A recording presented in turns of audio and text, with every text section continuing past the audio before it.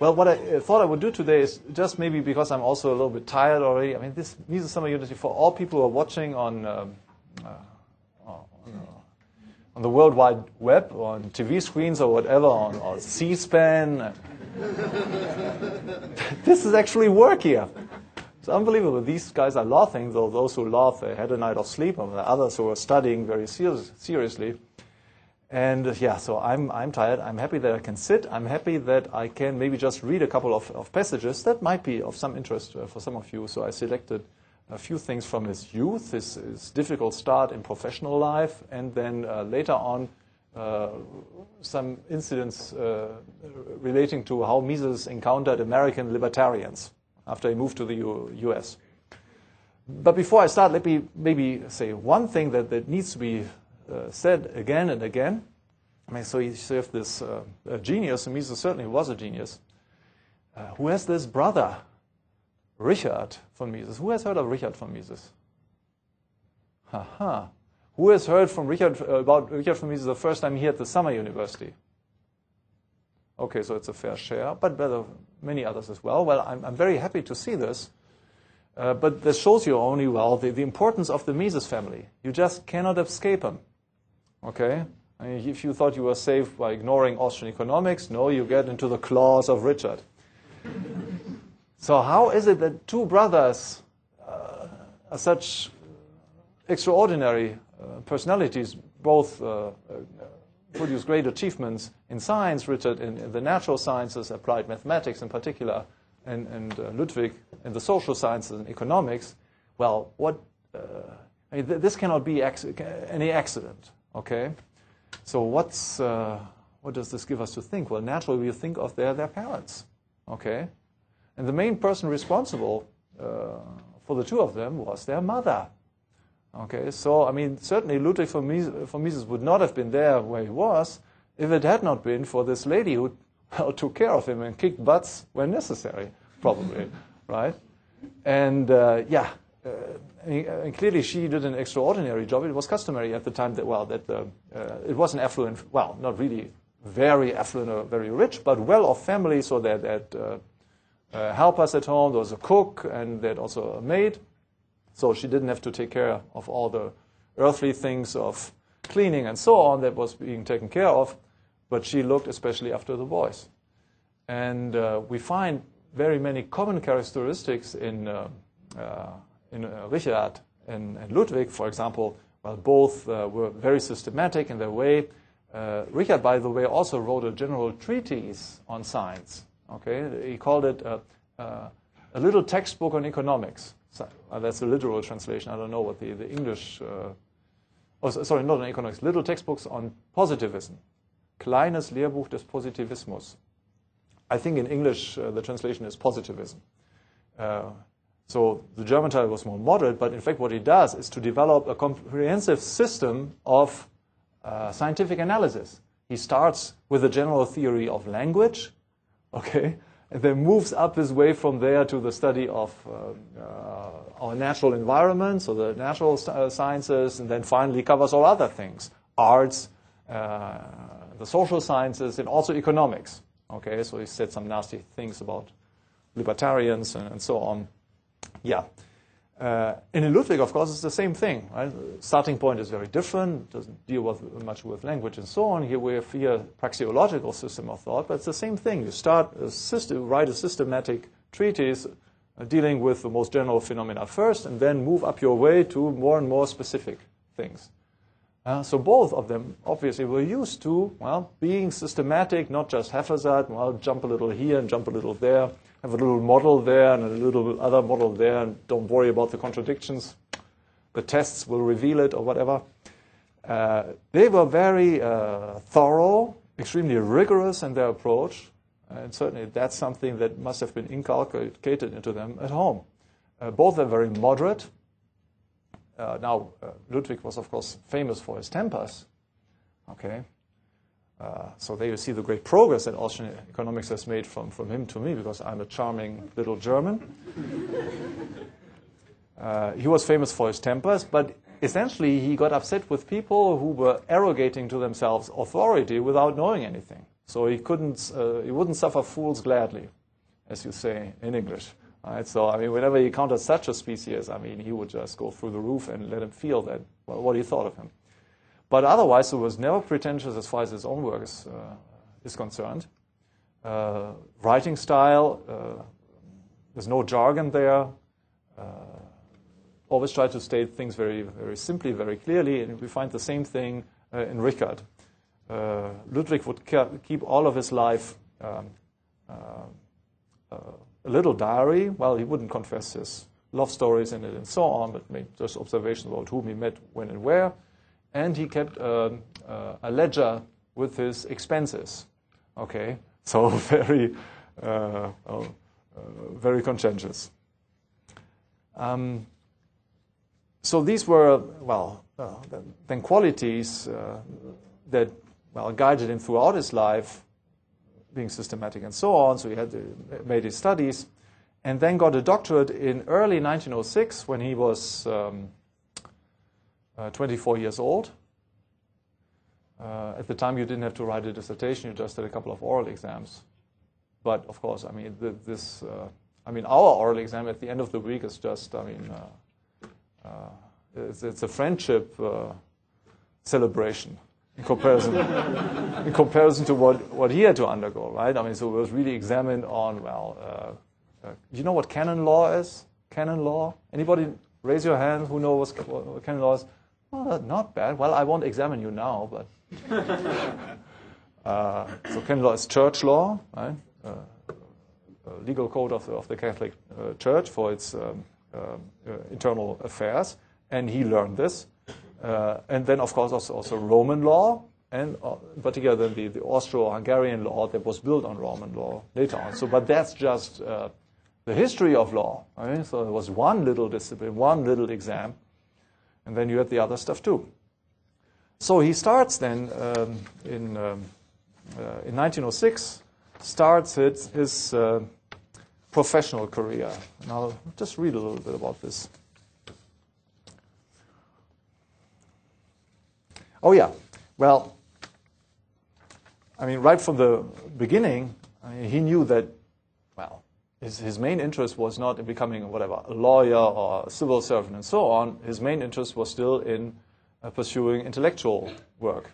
So in particular, he had very early on decided himself to fill a gap in Austrian economics as it existed in those days, which concerned monetary theory. Theory of money had not yet been covered from the point of view of the general approach to value and price theory that Menger had developed. And so Mises set out to work on this right after his doctorate, probably. But on the other hand, well, he had to earn a living. So he had to pursue both these projects, scientific research and earn a living. And the scientific research should lead to a specific kind of degree that you don't have here in the US, but that we still have in Central Europe. It's called the Habilitation Degree. And so this diploma puts you on the same level as far as competence is concerned with university professors. And once you have it, you can apply for any position of a full professor that is open at the university. It's still how it works today. Once you have the habilitation, you can apply. I mean, you're not always taken, but you may apply. If you don't have it, you may not even apply, won't even be considered.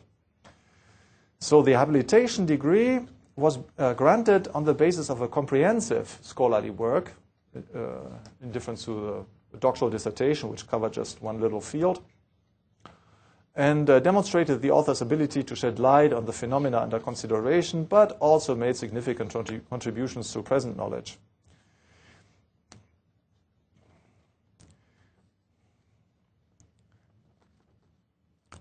Well, okay, so you had to set out and write the book and do the research. Clearly, in such an enterprise required unusual private financial means and unusual energy. There were no university positions for these young scholars. I mean, today we have lots of postdocs, right? Assistant professors and so on. That did not exist in those days, right? There were at the University of Vienna, there were 3 at the time of Mises' writing. There were 3 professors of economics, 3 full professors of economics at the University of Vienna, which was the largest university in the empire. And there were a couple of adjunct professors, okay, unpaid. Everybody else was unpaid, in fact. So it was just 3 paid positions, okay.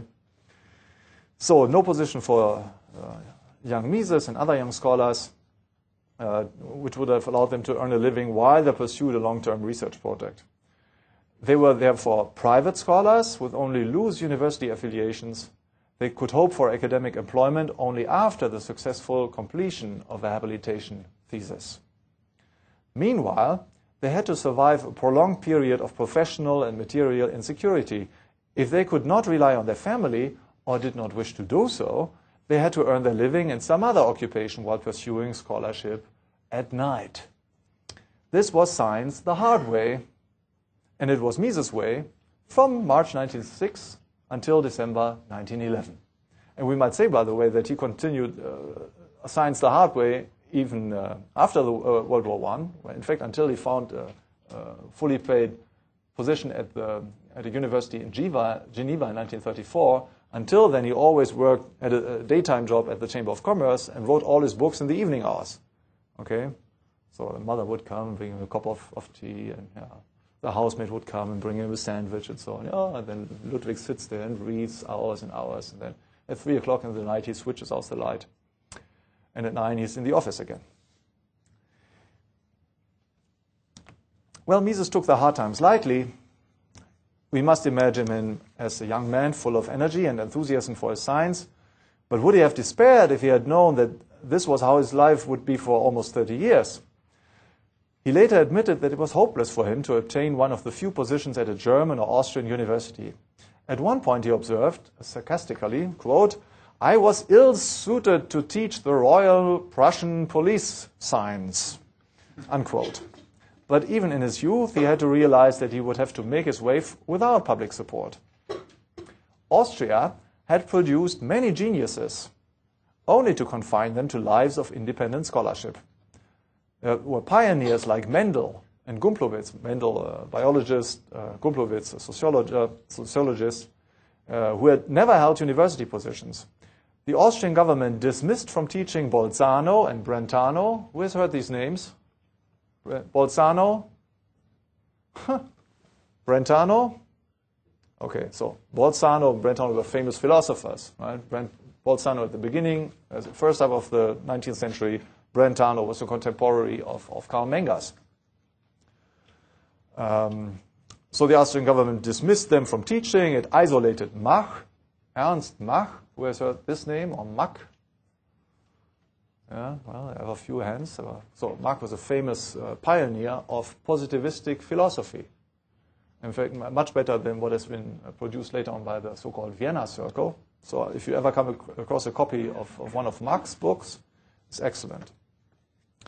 And the government did not care at all for Husserl, Breuer, and Freud. And nobody has heard of Freud. The government appreciated Böhm-Warburg as a capable official, as a civil servant, but not as an economist. However, these failed careers did not deter Mises or thousands of like-minded young men from following their examples. Posterity would honor them, they were sure, just as the present society honored the heroes of the past. Books, monuments, and street names were dedicated to scientists and artists who were ignored in their day. So as the French say, grand mais inconnu, great but unfortunately unknown. So, but still, that's where they got their energy from. The result of their sacrifices was an explosion of creative energies in virtually all fields of human endeavors that made Vienna's glory in the decades before the outbreak of World War I. The intellectual explosion in Vienna was already visible when young Mises prepared for the life of a private scholar, ready to earn his living in some liberal profession. Scholarly pursuits would be his real life, the one that would give significance to all other activities. His professional life would be secondary, a day job to pay the bills. And thus he began on March 15, 1906, a paid internship with the fiscal administration of Lower Austria in its Vienna district headquarters. This was the traditional choice of the sons of civil servant families. It had been the first station in Böhm-Warburg's career, And thus it was a promising start for Mises too. A career within the civil service was a highly coveted outlet for law graduates, opening prestigious opportunities within the executive branch of government. The office was then under the direction of Alexander Freiherr von Spitzmüller, who later moved to a top executive position at the Kreditanstalt. It was a big Rothschild creation, and eventually became the last president of the Austro-Hungarian Bank, the Empire Central Bank. Patient and loyal service combined with a dose of clever networking would have put Mises in a position to follow in this great man's footstep and, given his interest in the theory of money and banking, gain a high position within the central bank. Wonderful. But Mises soon discovered that this was a mistake. The paralyzing formal procedures, the mental pittiness, and the personal dependence on one's superiors came to him as a shock. He might have been thinking back on this experience when he wrote on the nature and significance of bureaucracy many years later. So now comes a quote from Bureaucracy 1944. Government jobs offer new opportunity for the display of personal talents and gifts. Regimentation spells the doom for initiative. The young man has no illusions about his future. He knows what is in store for him. He will get a job with one of the innumerable bureaus. He will be a cog in a huge machine, the working of which is more or less mechanical. The routine of a bureaucratic technique will cripple his mind and tie his hands. He will enjoy security, but this security will be rather of the kind that the convict enjoys within the prison walls. He will never be free to make decisions and to shape his own fate. He will forever be a man taken care of by other people. He will never be a real man, relying on his own strength. Oh, that's of course old-fashioned. He shudders at the sight of the huge office buildings in which he will bury himself. Okay, so that was Mises 1944, and certainly that's a reflection of these early experiences. Mises was not going to shudder and bury himself. By the fall of the same year, he asked to be honorably released, and his request was granted. The decision must have caused great consternation among his family and his friends, as we may imagine. How could he give up one of the most covetous positions for young men of his background? How can someone enjoying the privilege of serving His Majesty quit his service voluntarily? It's also a quote. This was, of course, the question was addressed to a friend of Mises who had made exactly the same decision a few years earlier. So then his parents asked, how can someone enjoying the privilege of serving His Majesty quit the service voluntarily? Poor Mises. So we can imagine a couple of hard months there at home, especially since his brother was so brilliant. Right? This other guy is becoming one of the youngest professors in Austria-Hungary, and the older brother is, well, on the sidetrack. Mises' choice was indeed remarkable and a vivid testimony to the personality of the young man. Ludwig was not the nice guy who went along with the prevailing notions of a good career. He had his own mind and found the civil service utterly dreadful. He was full of ambition and independent judgment. He had far more confidence in his own abilities than in the protection and prestige accorded to His Majesty's faithful servants. After his resignation, he decided to prepare for a career as a private lawyer. Admission to the bar required that the candidate familiarize himself with the Austrian court system through a 2-year internship at the main courts. From October 1906 to September 1908, Mises interned at the Court for Civil Affairs, the Trade Court, the Penal Court, the Executive Court, and the District Court of the city of Vienna. The atmosphere in these institutions was not much different from what he had experienced in fiscal administration, but at least there was the prospect of leaving the system one day to become his own man. In those years, Ludwig must have been the black sheep of the family. Was he unfit for the real world? Did he not know how to compromise? His brother Richie was the white sheep. He had graduated in the same year as Ludwig, was 2 years younger, graduated in the same year, then moved on as an assistant professor to the University of Brünn, today Brno in Moravia, and in 1909, at the age of 26, he would land a full professorship at the University of Strasbourg. This was a career path that Ludwig would have welcomed, but the real world imposed different choices on him.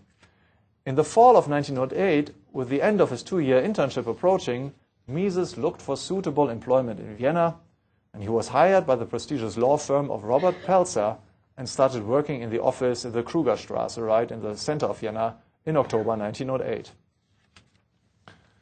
Now, the new position was a vast improvement of the still suffocating mental narrowness of courtroom routine, but the firm was not a real escape from the bureaucratic atmosphere of the courts, because they had to deal with them all the time.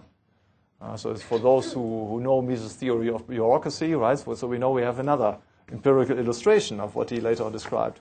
Mises kept looking for other positions.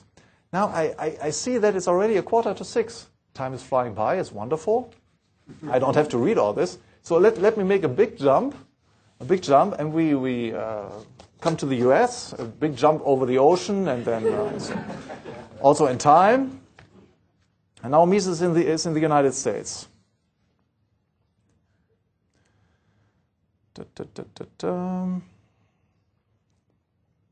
Okay. So in the US, certain things were quite different from what he was used to in Vienna, and positively different. So many of the new people, the new friends who came to Mises through his NYU seminar and fee were more libertarian than he was. Here. Suddenly it was Mises who, on several occasions, turned out to represent the more statist position in his seminar. American libertarians such as Leonard Read and R.C. Hoyles placed great emphasis on the definition of political liberty in terms of non-initiation of force. After the publication of Human Action, for example, Hoyles criticized Mises in private correspondence for having admitted that public education can work well. Mises said it could work well in monolingual countries if it is limited to reading, writing, and arithmetic. Hoyles saw this as an unnecessary concession. Public education, even if limited to the case under discussion, was unjustifiable. Now comes a quote from Hoyles. In fact, the fact that some people were compelled to pay who did not want to have children, want to have their children taught, or who had no children, was teaching by example that the majority had a right to coerce the minority to pay for anything the majority wanted. If that is not the worst kind of government intervention, I do not know what intervention means. So now talking to Mises, when you make this one concession, you are denying that our government is limited in what it has a right to do.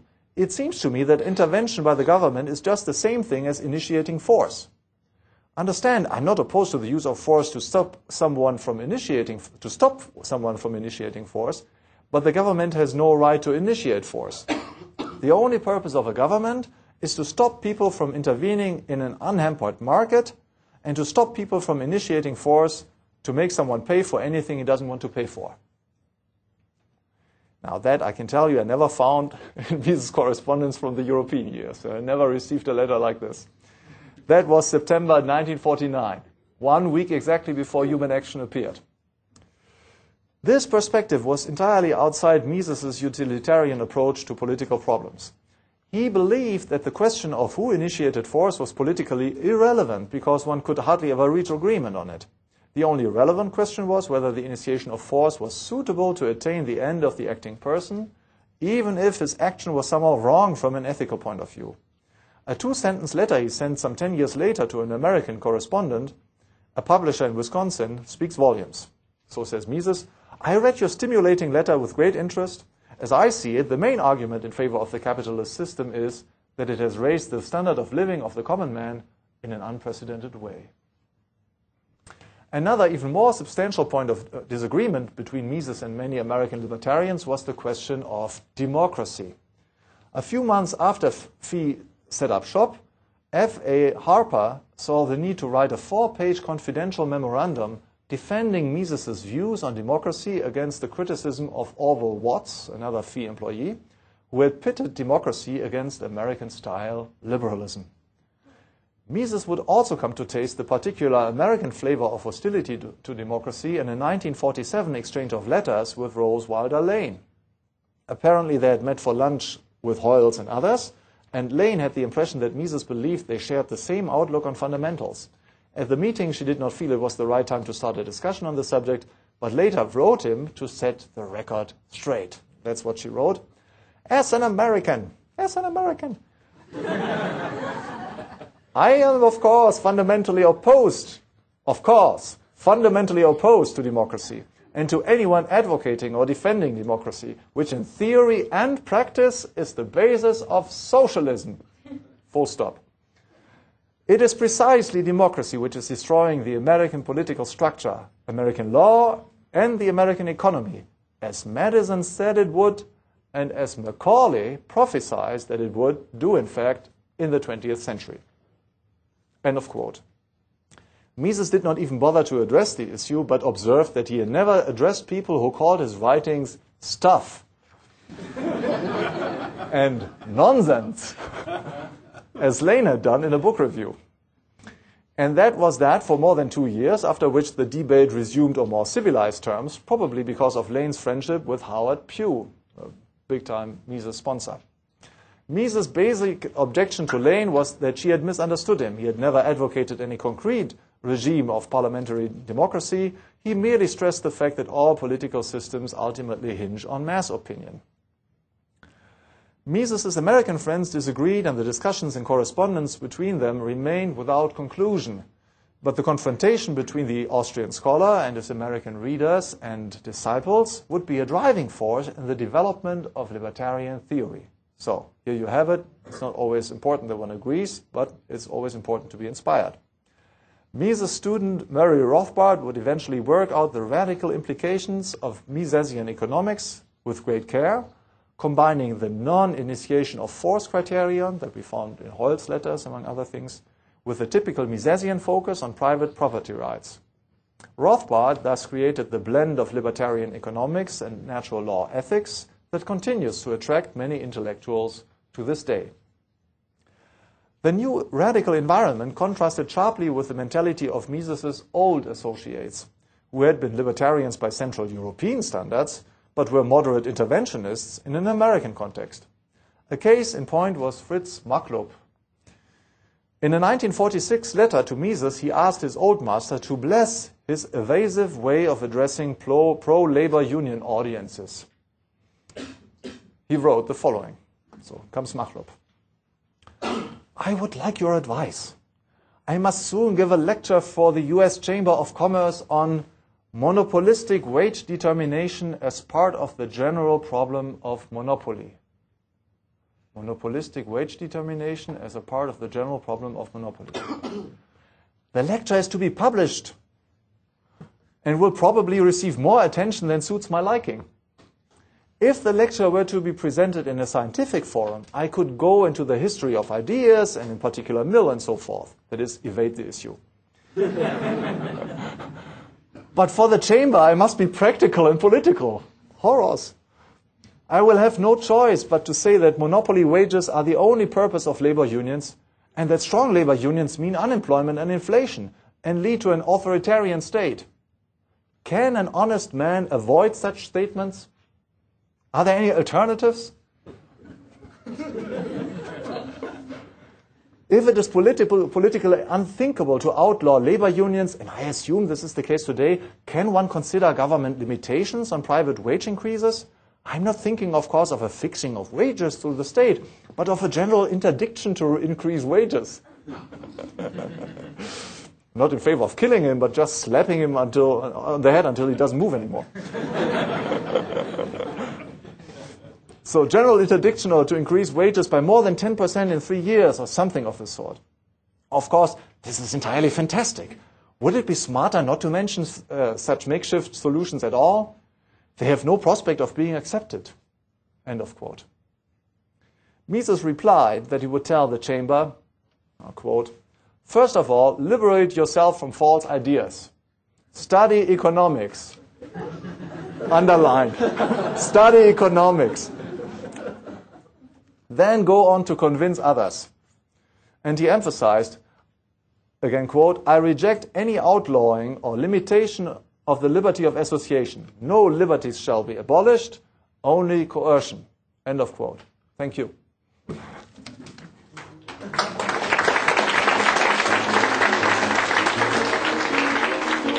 you.